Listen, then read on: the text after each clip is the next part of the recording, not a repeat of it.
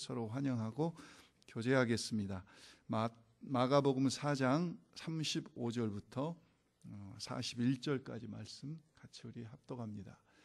그날 저물 때에 제자들에게 이르시되 우리가 저편으로 건너가자 하시니 저희가 무리를 떠나 예수를 배에 계신 그대로 모시고 가매 다른 배들도 함께 하더니 큰 광풍이 일어나며 물결이 부딪혀 배에 들어와 배에 가득하게 되었더라. 예수께서는 고물에서 베개를 베시고 주무시더니 제자들이 깨우며 가로되 선생님이여 우리의 죽게 된 것을 돌아보지 아니하시나이까 하니 예수께서 깨어 바람을 꾸짖으시며 바다더러 이르시되 잠잠하라 고요하라 하시니 바람이 그치고 아주 잔잔하여 지더라. 이에 제자들에게 이르시되 어찌하여 이렇게 무서워하느냐 너희가 어찌 믿음이 없느냐 하시니 저희가 심히 두려워하여 서로 말하되 저가 뉘기에 바람과 바다라도 순종하는고 하였더라. 아멘. 우리 같이 서로 환영하고 축복합니다. 우리 전 목사님 네 분도 오랜만에 우리 같이 오셔서 우리 반갑습니다. 환영합니다. 형제의 모습 속에 보이는 하나님 형상 아름다워라. 존귀한 주의 자녀 됐으니 사랑하며 섬기리. 자매의 모습 속에 보이는 하나님 형상 아름다워라. 존귀한 주의 자녀 됐으니 사랑하며 섬기리.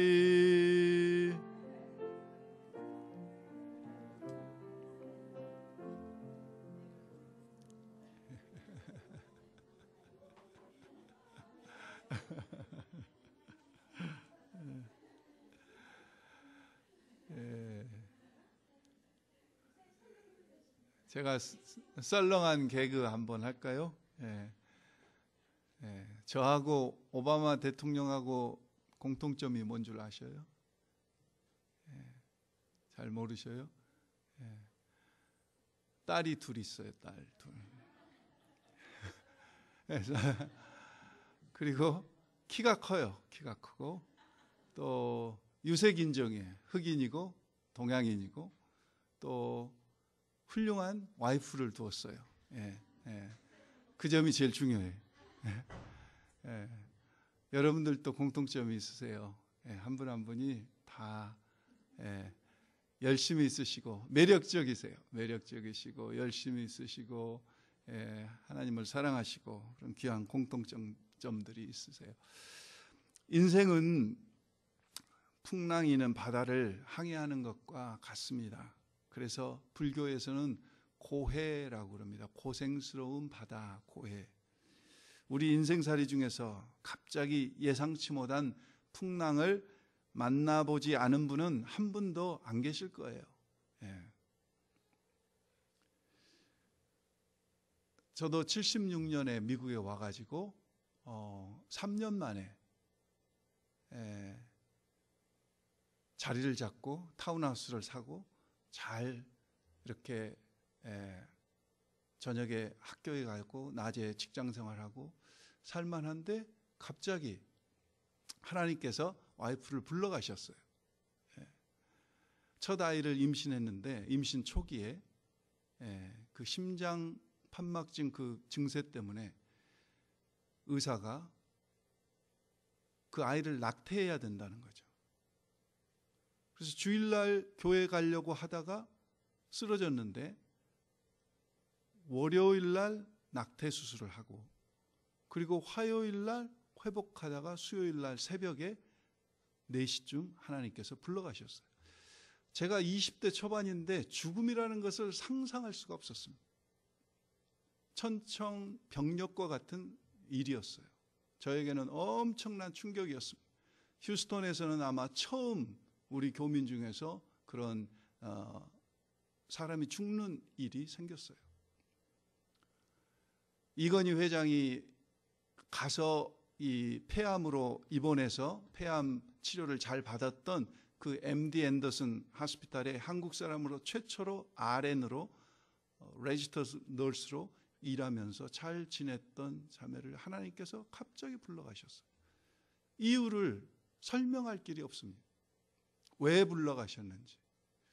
지나놓고 결과론적인 이야기지만은 한번 생각해 봤어요. 차라리 이래도 죽고 저래도 죽을 바에는 차라리 낙태 수술을 하지 않고 그냥 하나님 앞에 믿음으로 나갔으면 어땠을 뻔했을까. 오늘 본문에 보면은 큰 광풍이라고 하는 메갈레라고 하는 그런 단어가 나옵니다. 메갈레라고 하는 단어에서 메가톤이 나왔어요.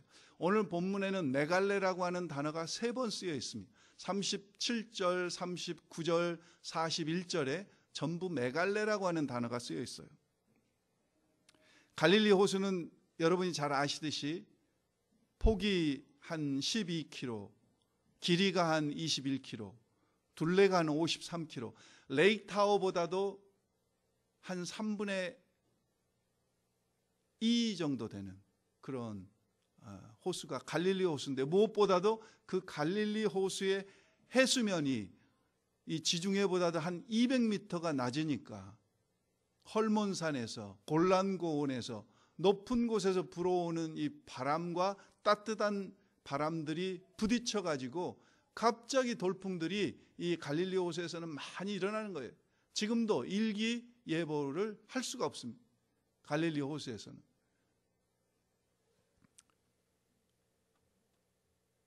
여러분들 삶에 있어서도 때때로 이런 큰 광풍이 갑자기 불어닥치듯이 불치의 질병이나 사업의 실패나 또 갑자기 직장을 잃어버리거나 또 사고를 당하거나 자녀들의 문제로 또 잘 살던 부부간의 갈등으로 이런 큰 광풍이 불 때가 있다는 거죠.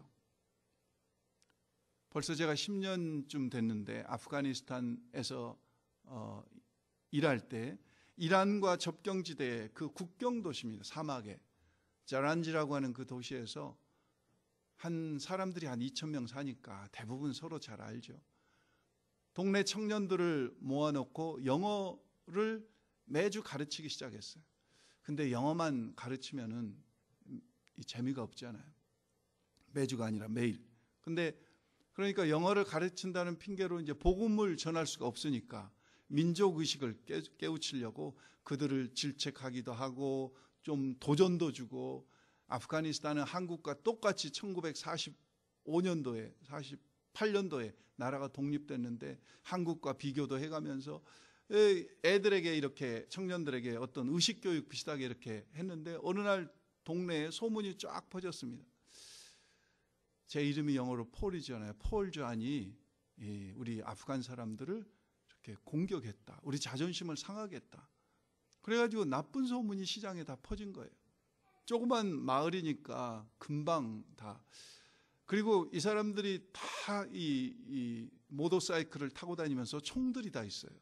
그래서 무슨 일이 있을지 모르니까 카불에 있는 리더십하고 같이 의논을 했더니 이 영어 클래스를 중단하는 게 좋겠다. 그래서 영어 클래스를 중단하고 있는데 집으로 청년들이 찾아와서 계속 하자는 거예요. 그러면서 아무래도 그 상황이 안 좋아서 나중에는 이제 물론 카불로 철수를 하게 됐지만은 잘 이렇게 나가다가 전혀 내가 의도하지 않았던 그런 상황들을 직면하게 됩니다. 우리 교회를 처음 10년 전에 개척했을 때도 생활이 굉장히 힘들었어요. 아이들은 2명이 대학에 공부하고 있는데 한 달에 그래도 몇천 불씩 아무리 장학금 론을 받고 학교를 다닌다고 해도 돈을 지원해 줘야 되고 우리도 살아야 되는데 생활이 안 되는 거죠. 집사람이 풀타임으로 베이비시트를 가서 플레젠턴에 가서 하고 저는 통번역사로 여기저기 쫓아다니면서 번역하고 통역하고, 그래서 덕분에 FBI도 들어가 보고 샌프란시스코 시내에 그렇게 무서운 감옥이 있는 줄도 몰랐는데 그런 데도 들어가 보고, 오클랜드 다운타운에 그렇게 무서운 수사기관들이 있는 줄 몰랐는데 그런 데도 가보고, 그리고 불법으로 입국했던 우리 한국 처녀들 마사지 팔러로 일하는 수백 명도 만나보고, 아무튼 이런 일들을 겪게 됩니다. 우리 인간은 누구나, 오늘 제자들뿐만 아니라요, 우리가 예상치 않았던 어떤 큰 인생의 풍랑을 만날 때 정말 난리를 치면서 울부짖을 수밖에 없는 그런 절박함과 연약함이 우리에게 있어요. 그건 누구도 부인할 길이 없어요. 부인할 길이 없어요. 여러분, 갈릴리에서 잔뼈가 굵은 이 어부들인데 배에 물이 잠겨서 배가 가라앉게 되면은 이 정신이 없죠. 여러분, 세월호에 270여 명이 그렇게 죽을 때 이게 무슨 그냥 한번 여러분 상상을 해보세요. 그 속이 어떤 상태였겠나. 그게 더 슬픈 거죠. 그대로 있으라는 그 방송만 믿고 그대로 있다가 갔던 그 어린 학생들의 그 상상하면 너무 가슴이 아픈 거죠. 울부짖을 수밖에 없는 거죠. 그분들의 부모가 믿는 부모든지 믿지 않는 부모든지 지금도 아직도 팽목항을 떠나지 못하고 실종자 가족들이 거기서 머물러 있는, 어떻게 보면은 좀 어떨 때 너무한다 그런 생각도 들 때 있지만은 마음을 이해한 거죠. 그게 우리의 연약함인 거죠. 어느 누구라도 오늘 우리가 그런 똑같은 일을 당한다고 하면은 우리도 똑같을 거예요. 이 지선자매라고 하는 자매 이야기를 여러분들이 잘 아실 거예요. 오빠랑 같이 공부하고 집으로 돌아오다가 뒤에서 갑자기 차가 들이받아서 화재가 나면서 전신 화상을 입어서 평생 흉측한 모습으로 지금도 살고 있지 않습니까? 해결되지 않아요. 본인의 어떤 실수와 잘못과 아무 상관없이 그냥 술 취한 사람이 뒤에 와서 받아서 일어난 화재 속에서 엄청난 고통을, 우리의 인생살이는 이렇게 일어나는 이런 큰 풍랑들을 설명할 길이 없습니다. 하나님도 설명하지 않으세요. 그래서 우리가 잘 아는 C.S. 루이스, 영국의 C.S. 루이스가 어느 날 옥스퍼드 대학 채플에서 설교를 하고 나오는데 학생이 붙들고 질문을 이렇게 합니다. 당신이 증거한 하나님이 살아계시다면 어떻게 이렇게 고통스럽고 설명할 수도 없고 이해할 수도 없는 이런 것들을 하나님은 허락하십니까? 그때 이 C.S. 루이스가 유명한 대답을 합니다. 고통이 있어도 교만한 인생인데 만약 우리의 인생길에 고통마저 없다면 사람들은 얼마나 더 교만하겠습니까? 고통이란 귀먹은 세상 사람들을 깨우치기 위한 하나님의 메가폰입니다. 유명한 대답을 합니다. 오늘 본문은 마태복음 8장, 누가복음 8장에 똑같이 기록되어 있어요. 그런데 마태복음 8장에 보면은 마가복음에서는 큰 광풍이라고 했는데 마태복음 8장에서는 큰 놀이라고 그랬어요. 놀. 이 놀이라고 하는 단어, 세이스포스라고 하는 단어는 지진입니다. 지진. 땅이 막 흔들려가지고, 지난주 목요일 날 무슨 스톰이 온다고 해서 학교도 쉬고 비가 좀 왔지만은요, 그 스톰도 아니에요. 여러분들이 캘리포니아에서만 사신 분들은 잘 모르시고 스톰도 아니에요. 텍사스나 오클라호마나 이런 켄터키나 중부 이 지방에 가면은 그냥 엄청난 토르네이도가 막 그냥 자동차도 집도 막 휩쓸어가고, 걸프 오브 멕시코에서 부는 허리케인은 1년에 몇 차례씩 이 갤베스톤이나 휴스톤 이 해안 지방을 강타하는데 그 허리케인은 그 세기가 이루 말할 수가 없습니다. 그 허리케인이 불면은 직장에서도 이 지도를 놓고 허리케인 트레이스를 해요. 재미로 어디 중심이 어떻게 움직이고 있다, 어디로 간다, 계속 그 허리케인과 비가 한번 쏟아지기 시작하면요, 꼼짝하지 못합니다. 지난 목요일 날 분 바람 정도는 그건 바람도 아닙니다. 우리 인생에도 그런 허리케인이, 그런 토르네이도가, 오늘 이 큰 광풍이, 큰 놀이, 지진이 일어나듯이 우리를 뒤흔드는 그런 경험들을 우리는 인생에서 많이 합니다. 그래서 예수님께서도 요한복음 16장 마지막 절에 뭐라고 그러셨어요? 너희가 세상에서는 무엇을 당하나? 환난을 당하나. 담대하라, 내가 세상을 이겼노라. 환난을 당한다는 거예요. 광풍을 만난다는 거예요. 큰 노를 당한다는 거예요. 야고보서 1장 2절에도 너희가 여러 가지 시험을 당하거든 온전히 어떻게 여기라요? 기쁘게 여기라. 베드로전서 4장 12절에도 사랑하는 자들아 너희를 시련하려고 오는 불시험을 이상한 일 당하는 것 같이 여기지 말고 오직 너희가 그리스도의 고난에 참여하는 것으로 기뻐하라 그랬어요. 불시험 당하는 것을 이상한 일 당하는 것 같이 여기지 말고 큰 광풍을 만나는 것 당연하다 그거죠. 당연하다 그거죠.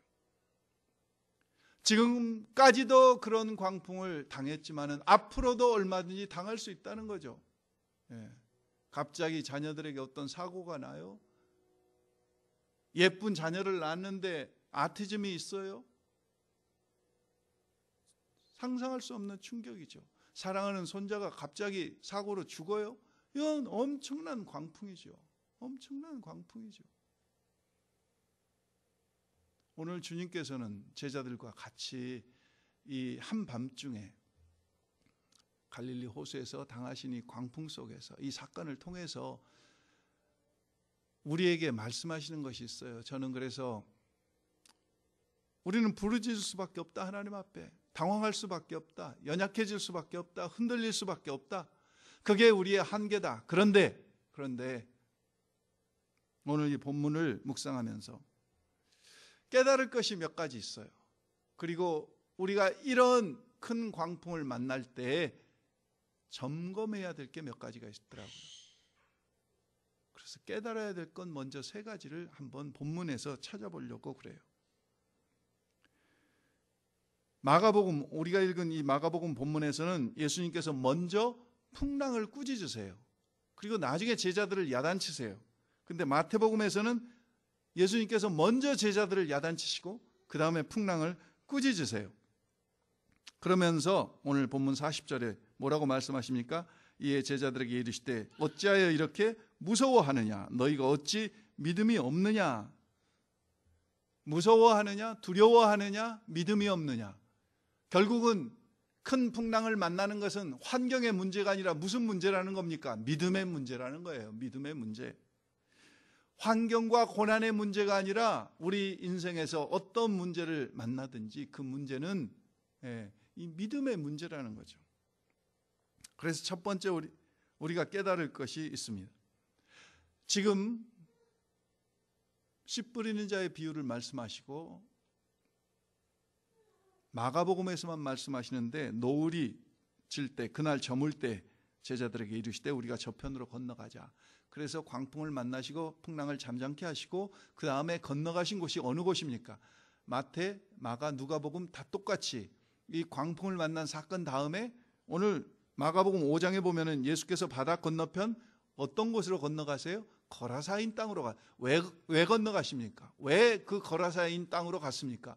거기 거라사인 땅에는 무덤 사이에서 자기 몸을 해치고 귀신 들려 있는 미친 사람이 있기 때문에 주님께서는 거기 거라사인의 땅에 가서 마가복음 5장에 보면은 그 귀신 들린 자 한 명 치료해 주시고 귀신을 쫓아 주시고 돼지떼에 다 귀신들을 들어가게 하시고 그 한 사람 치유해 주시고 다시 거라사인 땅을 떠나 나오세요. 지금 35절에 그날 저물 때 제자들에게 이르시되 우리가 저편으로 건너가자. 예수님께서 저편으로 건너가자. 지금 뭐하러 가시려고 하는 것이에요? 거라사인 귀신 들린 자를 귀신 쫓아주시기 위해서 가시니까 광풍이 주님의 길을 방해하는 거예요. 오늘 우리가 하나님의 일을 하려고 할 때 반드시 이런 방해가 있다는 겁니다. 예수님께서 오늘 여기 보십시오. 잠잠하라 고요하라 39절에 그러셨지 않습니까?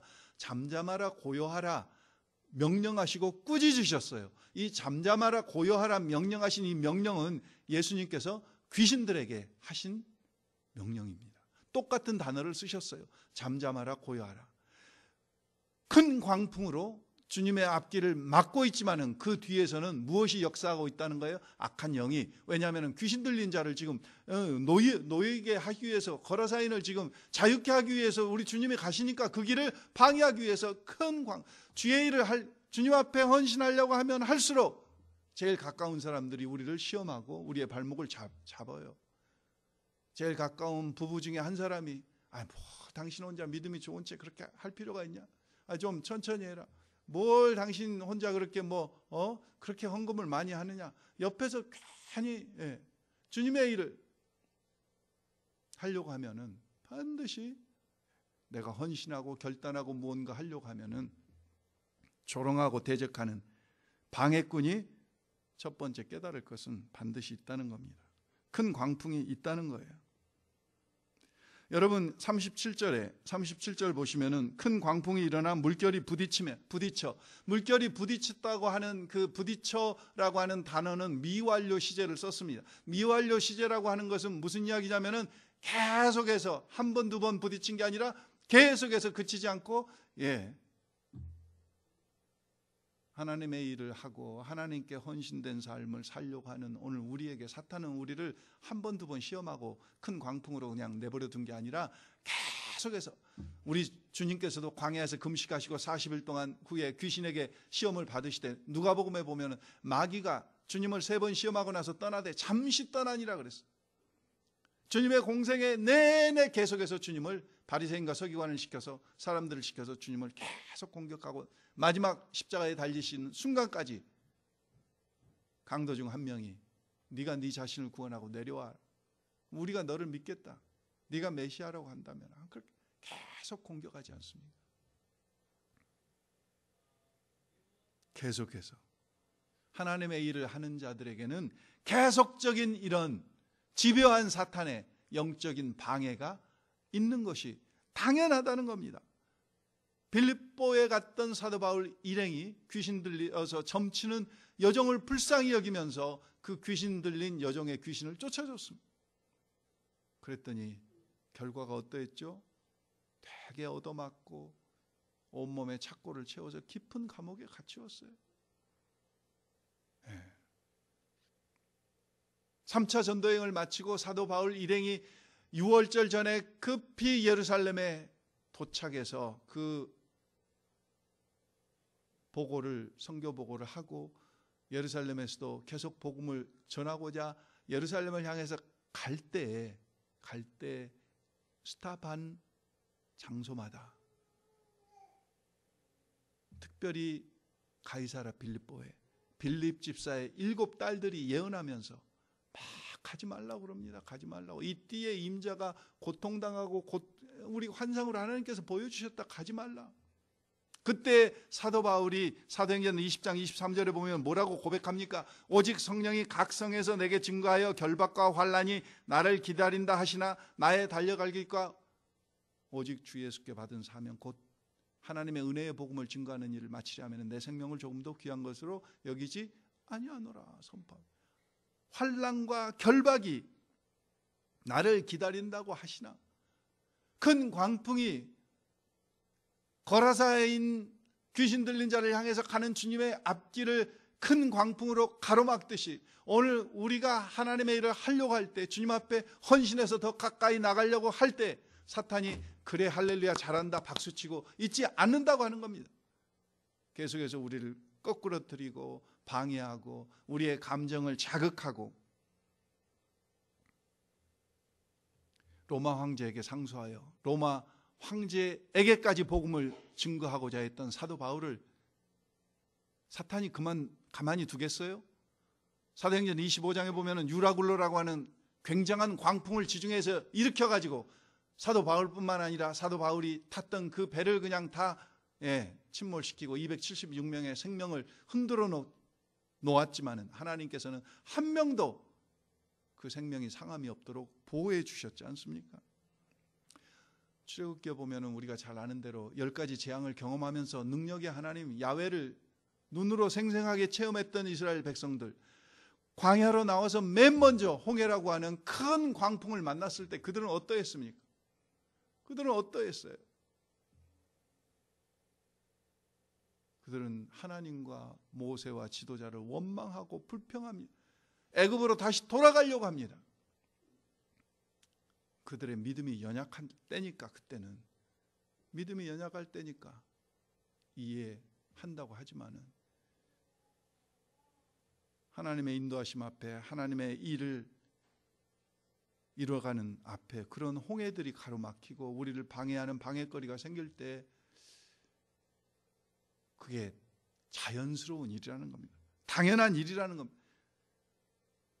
베드로전서 4장 말씀과 같이 이상한 일 당하는 것 같이 이상히 여기지 말고, 이상히 여기지 말고. 두 번째는 주님께서 지금 큰 광풍이 일어나 물결이 부딪혀 배에 들어와 배에 가득하게 되어서 배가 가라앉게 되었는데 38절에 보면은 예수님께서는 고물에서 베개를 베시고 주무시던, 배 후미에서 베개를 베고 주무셔요. 저는 이 구절이 주님께서 주무시는 채 하셨지 정말 주무셨을까?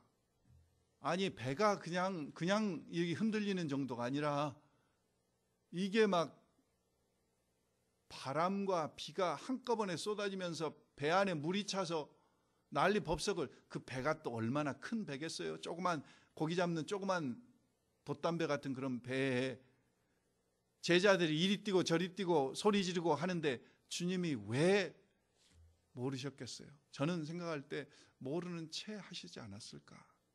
그러면서 두 번째 우리가 깨달을 것은 하나님이 침묵하실 때가 있다는 겁니다. 침묵하실 때가 있어요. 우리가 큰 광풍을 만날 때, 어려움을 당할 때 하나님께서 이유를 설명해 주지 않으셔요. 설명해 주지 않으셔요. 우리가 욥기를 요즘 묵상하고 있죠. 큐티에서. 동방의 의인 욥, 양이 7천이요 약대가 3천이요 소가 50결이요 암나귀가 500마리, 아들이 7명 딸이 3명, 그랬던 그 재산과 가족이 구스 사람, 갈대아 사람, 그 다음에 하늘에서 불이 내려, 그리고 큰아들 집에 갑자기 광풍이 몰아쳐서 그냥 모든 재산과 자녀들의 생명을 앗아갑니다. 그리고 42장까지 하나님께서 내가 사실은 사탄이 와서 나에게 시비를 걸기에 네 믿음을 한번 자랑하느라고 사탄에게 네 생명만은 손대지 말고 한번 시험해 보라고 그랬다. 하나님이 이렇게 설명 안 해주셔요. 안 해주셔요. 하나님은 침묵하셔요. 설명도 안 해주실 뿐만 아니라 우리가 때때로 부르짖을 때 하나님 왜 이런 일이 계속 저에게 일어납니까? 하나님 대답하지 않으셔요. 욥의 세 친구들 엘리바스, 소발, 빌닷 막 와서 설명하려고 하죠. 그게 다 소용없는 거라고 하죠. 하나님의 의도와 전혀 상관없는 이야기들을 그 세 친구들은 하고 있어요. 하나님이 침묵하실 때 우리는 모른다고 해야 돼요. 모르는 것은 모르는 겁니다. 침묵하실 때가 있어요. 고통과 아픔을 외면하시는 것 같이 반응하실 때가 있어요. 자판기에 돈을 넣고 버튼을 누르면은 내가 원하는 것이 딱 떨어지듯이 기도만 하면은 그냥 딱딱 응답되지 아니하고 우리가 막 부르짖어도 하나님이 살아계시는지 죽었는지 잠잠하실 때가 있다는 거죠. 오늘 제자들이 이렇게 막 중내산에 하면서 이리 뛰고 저리 뛰고 물을 퍼내고 소리 지르고 해도 주님은 주무시듯이 하나님이 침묵하실 때가 있다. 우리의 고통. 이상한 일이 아니다. 이걸 깨달으시다는 거죠. 세 번째는요. 깨달으실 것. 세 번째. 광풍의 한계를 깨달으시라고 하죠. 메가톤급 광풍이 몰아쳤지만은 광풍의 한계는 어디까지입니까? 광풍은 그 배를 침몰시키지 못해요. 계속해서 아까 37절 제가 말씀드렸죠. 미완료 시제로 쓰였다고 계속해서 배에 부딪히고 계속 우리를 시험하고 우리를 계속 실망시키지만은 하나님의 그 측량할 수 없는 사랑에서 우리를 끊을 수 있다 없다? 없다는 거죠. 그게 사탄의 한계고 큰 광풍의 한계라는 거죠. 광풍의 한계를 알으라고 하죠.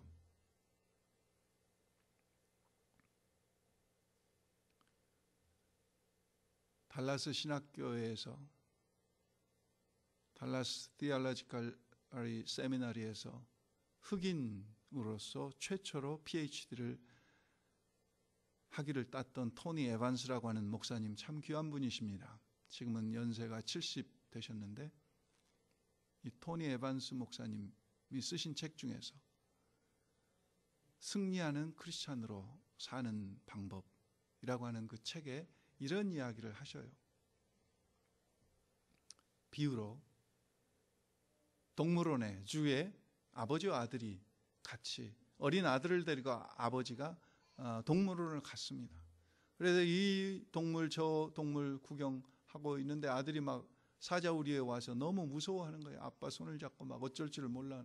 근데 아버지는 하나도 무서워하지 않아요. 아들이 묻습니다. 아빠는 사자가 안 무서우세요? 그때 아버지가 아들에게 이야기합니다. 아들아, 너는 사자만 보이지 아빠 눈에는 철장도 보이는데, 사자도 보이고 철장도 보이는데 사자만 보고 무서워하는 거죠. 사자의 한계는 어디까지입니까? 그 우리 아니에요. 광풍의 한계는 어디까지입니까? 거기까지예요. 우는 사자와 같이 삼킬 자를 찾지만은 우리가 하나님의 자녀 된 것을 변개할 수 없고요. 우리가 예수 믿고 천국 가는 것을 뒤바꿀 수 없어요. 우리가 하나님의 자녀인 것을 변개시킬 수가 없어요. 이게 사탄의 한계예요. 이게 광풍의 한계예요. 아무리 광풍이 심하게 불어도. 자, 깨달을 것 세 가지 말씀드렸습니다. 주의 일을 할 때는 반드시 방해가 있다. 두 번째는 하나님도 침묵하실 때가 있다. 세 번째는 광풍의 한계를 깨달으라. 자, 그리고 세 가지 점검할 것이 있습니다. 큰 광풍 속에서 힘들지요. 당혹스럽지요. 믿음이 흔들리지요. 어찌해야 할 바를 모르지요. 그때 우리가 좀 점검해야 될 것이 있어요. 첫 번째는 뭐냐면요, 35절 보십시오. 그날 저물 때에 제자들에게 우리가 저편으로 건너가자. 누가 말씀하셨습니까? 누가 말씀하셨어요? 주님이 말씀하셨어요. 주님이 말씀하셨어요. 건너편으로 건너가자. 배를 띄워라. 이 한밤중에 주님 오늘 하루 종일 사역하시고 먹을 겨를도 없으셨고 군중들에게 시달렸고 주님만 힘든 게 아니고 저희도 힘듭니다. 저녁에 왜 배를 띄워야 됩니까? 내일 아침에 가면 되지 않습니까? 근데 저녁에 가는 것이 주님의 뜻이었어요. 주님이 가자고 하셨어요. 주님이 가자고 하셨어요. 우리가 큰 광풍들을 만날 때 첫 번째 점검해야 될 것이 이게 주님이 가자고 하신 건가? 주님의 뜻인가? 아니었나? 내가 한 건가? 아니요. 그러니까 부부끼리요, 부부 싸움을 아무리 해도 이게 주님의 뜻으로 우리는 만났다. 이것만 흔들리지 않으면은 아무리 큰 광풍이 불어도 이게 상관이 없어요. 교회에서 목사가 설교 때 좀 실수해가지고 시험을 당해도 내가 하나님이 나를 이 교회에 부르신 게 하나님의 뜻이라는 확신만 있으면은 뭐 이리저리 옮기지도 않고요. 흔들림이 없어요. 그런데 이 근본이 흔들리니까, 하나님의 뜻인지 아닌지 이게 뭐가 뭔지를 모르니까, 제자들은 지금 그걸 잘 모르잖아요. 지금 모르니까. 주님이 배를 띄워라, 가자, 건너가자, 이 말씀을 주님이 하신 것을 제자들 잊어버린 거예요. 지금 이 밤중에 주님이 가자고 하신 사실을 잊어버린 거예요. 주님이 가자고 하셨다면 아무리 큰 광풍 속에서도 그분의 뜻이 있으시다고요. 그분의 뜻은 뭡니까? 그분의 뜻은 아직도 랍비로 알고 있는 이 제자들에게 바람과 풍랑을 잔잔케 하시는 창조주 하나님이심을, 메시아이심을 제자들로 깨닫게 해주시려고 지금 그 주님의 뜻이 있는 거죠. 그 주님의 뜻 안에서 큰 광풍을 만났다. 그러면은 아버지가 알아서 하시겠죠. 아버지가 알아서 하시겠죠. 바람과 바다라도 순종하는 창조주 하나님이심이 증명되는 그 뜻을 이루시기 위해서, 그 뜻을 제자들에게 깨닫게 해주시기 위해서 풍랑을 잠잠케 하시겠죠. 오늘 우리가 아무리 어떤 어려움을 만날지라도 그 어려움 속에서 큰 광풍을 만날지라도 내가 하나님의 뜻 가운데 있냐, 아니면은 하나님의 뜻과 상관없는 속에서 그런 큰 광풍을 만났냐, 이건 이런 두 번째 경우라고 한다면은 진짜 그건 하나님 앞에 이건 씨름을 해야 됩니다. 이건 회개를 해서 씨름을 하든지 정말 결판을 내야 돼요. 그런데 하나님의 뜻 가운데서 이 뜻이 분명, 우리가 잘 아는 시편 23편도 다윗이 사울에게 쫓겨다닐 때 지은 시 아닙니까? 사울과 다윗의 다른 점은 여러 가지가 있지만은요, 오늘 성경 공부 시간에 인내에 대해서 배울 건데, 인내에 대해서 내가 조사를 하면서 사울과 다윗의 두드러진 특징 중에 하나는 사울은 인내하지 못했고 다윗은 인내한 거예요. 소년 다윗에게 사무엘이 기름만 부어 안수만 했지, 그 안수받은 뒤로 몇 년 뒤에 왕이 됐습니까, 여러분? 다윗은 몇 년 뒤에 왕이 될 줄 알았습니까? 전혀 몰랐어요. 그런데도 그냥 기다린 겁니다. 내가 왕이다, 내가 안수받았다, 너희들 다 나에게 복종해야 돼. 그러지 않고 그냥 기다린 거예요. 인내한 거예요. 하나님의 뜻, 그 하나님의 뜻 가운데 사울에게 계속 쫓겨다니는 것 아니에요. 지금 계속 그것이 얼마 걸릴지, 우리는 이제 성경을 읽고 날짜를 신학자들과 같이 계산을 해보니까 13년 동안 쫓겨다녔다 나오지만은 그 당시 쫓겨다님을 당한 다윗은 이게 몇 년 갈지, 1년을 갈지, 1개월을 갈지, 10년을 갈지, 20년을 갈지, 평생 갈지 모르잖아요. 그런데 하나님의 뜻 가운데 이런 일들이, 사울 왕이 나를 죽이려고 하고 쫓아다닌다 하니까, 물론 중간에 잠깐 흔들릴 때 있었지만, 두 번째는요, 내가 주님과 동행하고 있느냐, 주님의 동행하심이 나에게 있느냐 없느냐, 그겁니다. 오늘 이 배에 주님께서 같이 하고 계십니다. 주님께서 같이 하고 계셔요. 근데 풍랑이, 큰 바람이 배가 물에 잠겨서 가라앉으려고 할 때 제자들은 그 옛날 경험이 있으니까 경험 의지해서 자기들이 어떻게 배를 해보려고 그래서 물도 퍼내보고 이리 뛰고 저리 뛰고, 근데 안 되는 거죠. 주님의 동행하심이 있다면은, 주님이 나와 함께하고 계시다면은, 내가 주님의 동행하심을 막고 내 힘으로 뭔가 막 설쳐서 해결하려고 하고 있다면은 위험한 것이지만은, 정말 내가 주님과 동행하심, 주님의 동행하심이 내 속에 있다, 우리는 어떤 큰 광풍을 만나도 당황할 필요가 없는 거죠. 여러분, 시인과 촌장이라고 하는 이름으로 가수 활약하다가 나중에 목사님이 됐던 하덕규 목사님이라는 분이 1988년도에 발표했던 가시나무라고 하는 노래 좋아하시죠, 여러분? 그 노래 가사가 굉장히 복음적입니다, 여러분. 음율 자체는 굉장히 음산해요, 사실. 우울하고요. 그런데 가사는 굉장히 복음적입니다. 내 속엔 내가 너무도 많아. 당신의 쉴 곳 없네.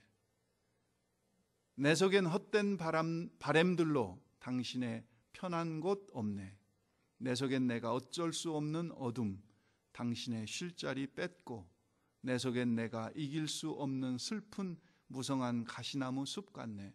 내 속엔 내가 너무 많아 당신의 쉴 곳 없네. 내 자아가 너무 강해서 우리 주님이 나와 동행하심을 내가 느낄 수 없네.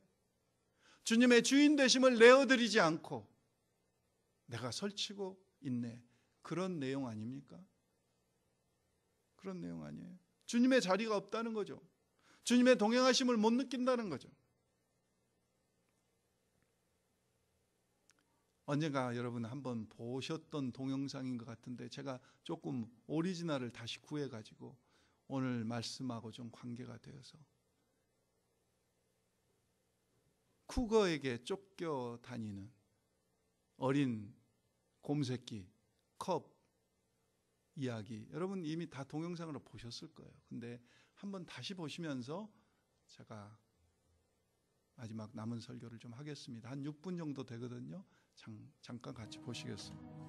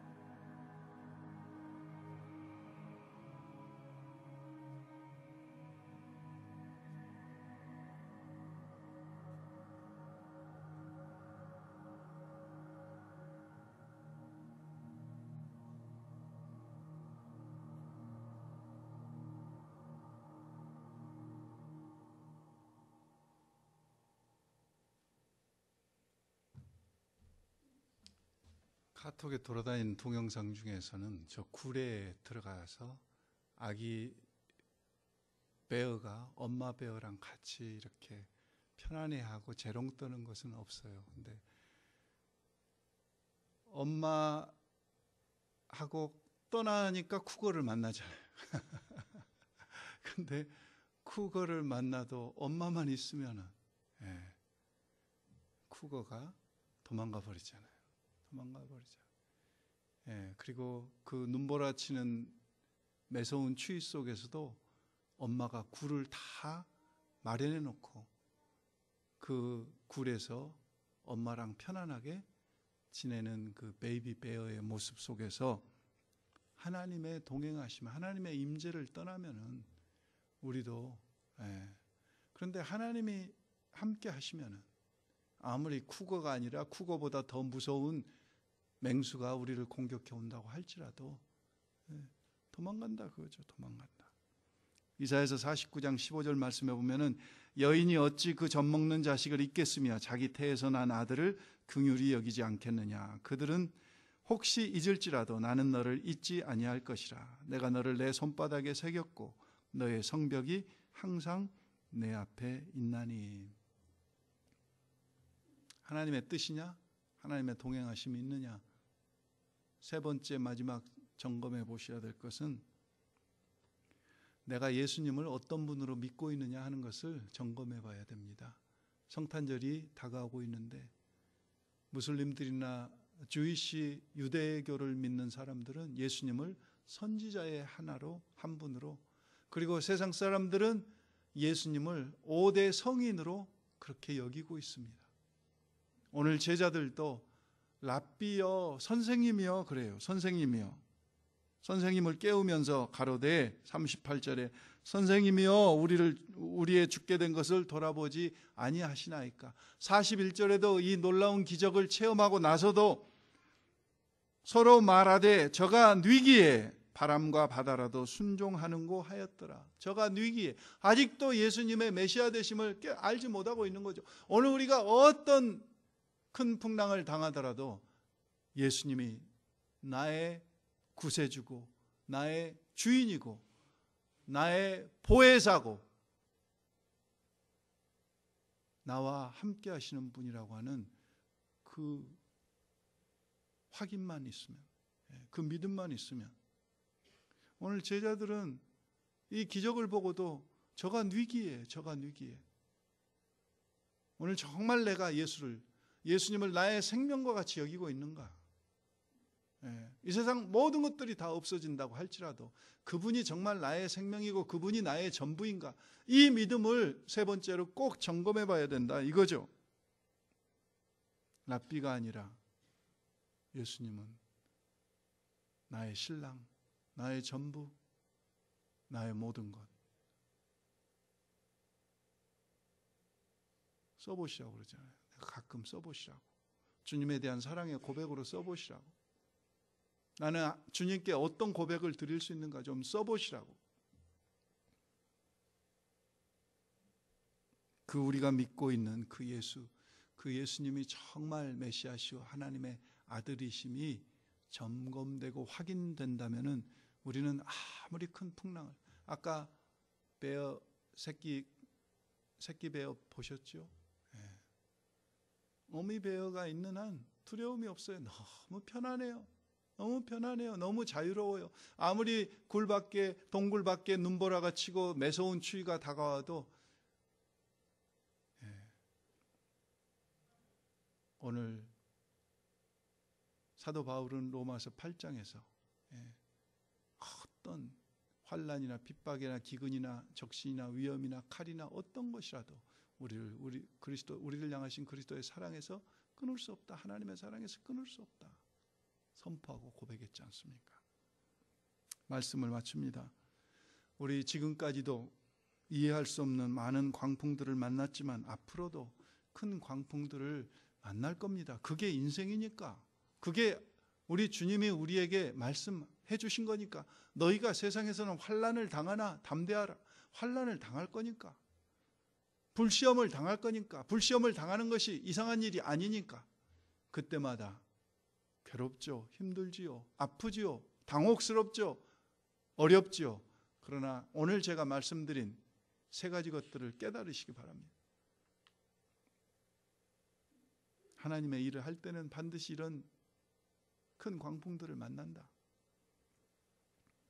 하나님 침묵하실 때도 있다. 그러나 무서운 사자와 같이 쿠거가 곧 우리를 죽일 것 같이 달려들지만은 그 광풍의 한계는 분명하다.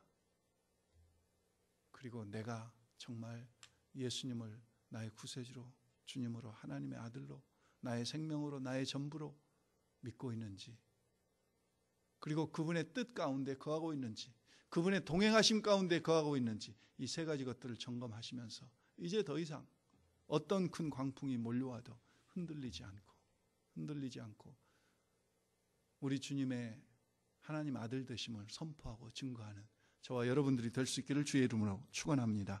기도하겠습니다. 살아계신 아버지 하나님, 감사드립니다. 갈릴리 호수에 한밤중에 배에 물이 차고 폭풍과 큰 광풍이 불어서 배가 침몰될 것 같은 그런 위기 속에서도 우리 주님이 함께 하시기에,